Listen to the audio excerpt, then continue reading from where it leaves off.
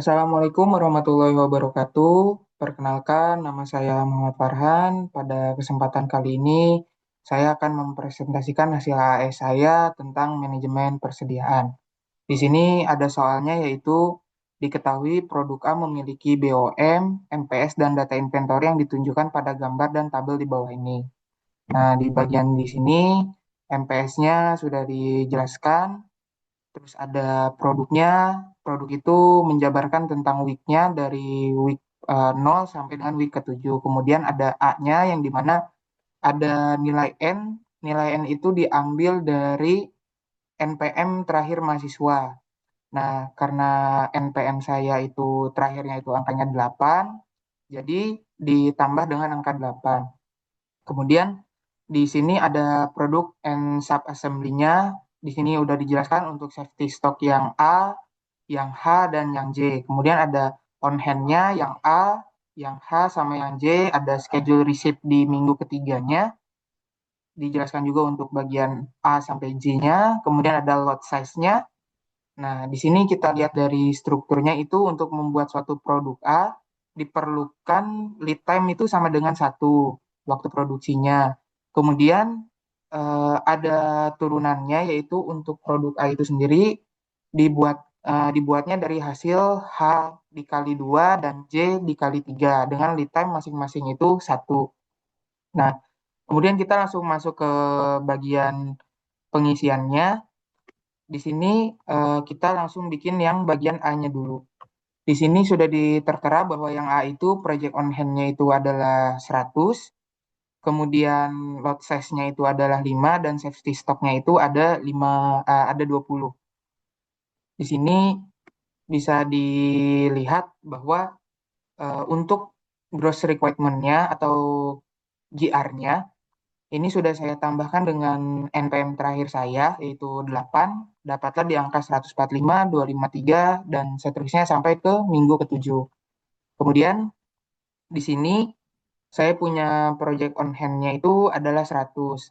Untuk kita tahu POH-nya di minggu pertama, kita harus mencari dulu need requirement-nya. Dikarenakan di sini POH-nya itu di bawah dari angka GR-nya, makanya kita diperlukan need requirement-nya itu. Need requirement itu didapatkan dari gross requirement ditambah dengan safety stock, kemudian dikurang dengan POH-nya, POH di lead sebelumnya, kemudian ditambah dengan schedule receive. Jadi seperti ini. 145 ditambah sama 20 ditambah safety stock dikurang dengan eh, project on hand, terus dihasilkan angka 65. Jadi hasilnya seperti itu. Nah, kemudian setelah dapat need requirement-nya itu, kita melakukan plan order receipt atau POREC. Nah, POREC itu didapatkan dari gimana caranya kita untuk memenuhi kebutuhan need requirement-nya dengan lot size-nya itu ada 5. Di sini eh, POREC-nya dikali sama 5. Kenapa dikali sama 5? Karena lot size-nya itu, satu lotnya itu adalah 5. Jadinya untuk mendekati angka need requirement-nya itu dikali dengan 5. Di sini sebenarnya bisa dibagi dulu di bagian ini. Nah, dari sini jadi need requirement-nya itu bisa kita bagi juga dengan lot size-nya itu sendiri. Dapatlah angka 13. Makanya kita di sini untuk plan order receipt-nya itu eh, adalah 5 dikali dengan 13, dapatlah 65. Kemudian karena ini membutuhkan lead time-nya itu 1, maka ditaruhlah di plan order release-nya itu sebanyak 65 sesuai dengan plan order receipt-nya di week pertama. Nah, kemudian untuk mencari project on hand-nya itu sendiri adalah yang perlu kita lakukan di minggu pertama itu untuk mendapatkan POH-nya, yaitu dengan project on hand di page due ditambah dengan plan order reset di minggu pertama, terus ditambah dengan schedule reset, kemudian dikurang dengan gross requirement-nya. Jadi untuk mendapatkan POH-nya itu 100 ditambah dengan 65, kemudian dikurang dengan 145. Karena di sini schedule reset-nya itu kosong, makanya tidak berpengaruh jadinya. Nah, setelah itu di minggu kedua sama dengan metode yang tadi dengan cara pengerjaannya. Kemudian di sini karena di minggu ketiga ini di untuk pembuatan produk A yang itu schedule risetnya itu 120, maka jadinya untuk modelnya sama, cuman pada saat menyelesaikan POH-nya yaitu project on hand ditambah dengan plan order receipt ditambah dengan schedule receipt-nya ini 120, kemudian dikurangi dengan gross requirement-nya. Dapatlah angka 24.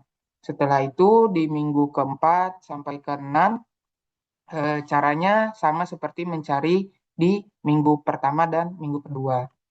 Nah, di sini didapatkanlah plan order release-nya atau porelnya di page 2-nya itu 65, di week pertamanya 255, week keduanya itu 60, week ketiga 120, week keempat 145, week kelimanya 175, dan week keenamnya adalah 190.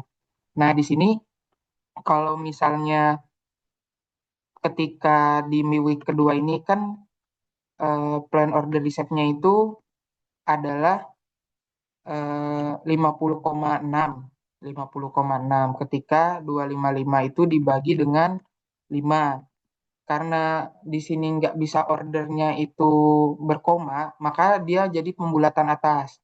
Misalnya ini kan 50,6, maka dibulatkan ke atas. Nah, ini juga 11,2. Ketika nilai itu pembagiannya itu setelah dibagi itu ada komanya, dilakukanlah pembulatannya ke atas. Kemudian finalnya dari POH untuk part yang A-nya ini adalah di 20 untuk project on hand-nya di POH-nya itu sendiri.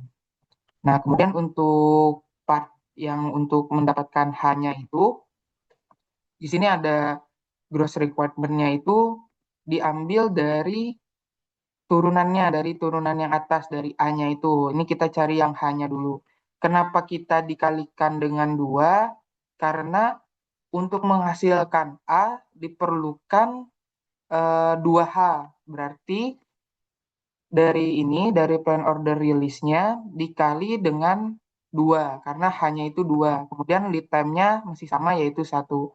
Proses pengerjaannya sama seperti mencari yang di nomor 1. Didapatkanlah hasilnya, yaitu plan order release-nya di page 2 itu 336, di minggu pertamanya itu 132, di minggu ketiganya itu 216, di minggu keempatnya itu 348, dan di minggu kelimanya itu 384. Nah, kemudian setelah beres mendapatkan yang H, kemudian kita lanjut lagi ke yang J. Untuk mendapatkan A diperlukan J, yaitu J dikali dengan 3, karena di sini keterangannya J dalam kurung 3.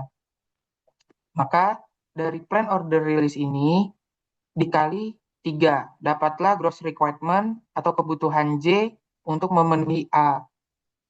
Kemudian dapatlah hasilnya dari plan order list-nya, page 2-nya itu 480, week pertamanya 180, week ketiganya 390, week keempatnya 525, dan week kelimanya itu 570.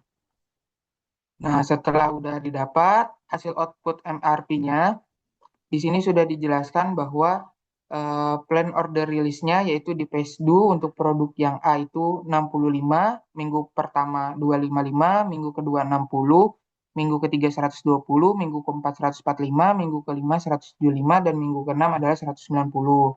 Nah, untuk proses produksi komponen H di page 2-nya itu 336, di minggu pertamanya itu 132, di minggu ketiganya itu 260, di minggu keempatnya itu 348, dan minggu kelimanya 384. Nah, produk komponen H diproduksi selesai itu di minggu kelima. Nah, komponen J, PESDU-nya ada 480, minggu pertama 180, minggu kedua tidak ada produksi, minggu ketiga 390, minggu keempat 525, dan minggu kelima 570. Dan komponen J itu selesai itu pada minggu kelima. Untuk penyelesaian produk akhirnya atau finish good-nya itu berada di minggu keenam dengan produknya adalah 190. Demikian hasil presentasi AAS saya. Mohon maaf apabila ada kesalahan. Saya ucapkan wassalamualaikum warahmatullahi wabarakatuh.